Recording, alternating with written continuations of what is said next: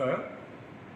మే 13 జరిగిన ఎన్నికల్లో మన నాయకులు, కార్యకర్తలు, అదేవిధంగా ప్రతి ఒక్కరు కూడా చాలా కష్టపడి పనిచేయడం జరిగింది.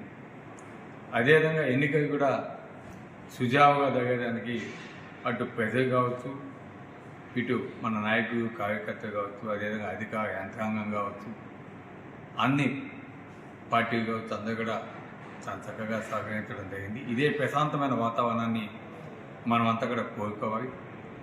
రేపు 4వ తారీఖు జరిగే కౌంటింగ్ ప్రక్రియగా కూడా తప్పకుండా ప్రతి ఒక్కరు కూడా సహనం వహించి ఆ కౌంటింగ్ ప్రక్రియని సుజావుగా జరిగేటట్టు ప్రతి ఒక్కరు కూడా మన నాయకులు అయితేనేమి, ఏజెంట్స్ అయితేనేమి అందరూ కూడా సహకరించాలని కోరుతున్నాం. అదేవిధంగా అధికారులు కూడా నిష్పక్షపాతంగా ఈ ఎన్నికల ప్రక్రియ జరిగేదానికి కౌంటింగ్ అందరూ కూడా సహకరిస్తారని ఆశిస్తూ ఉన్నాం.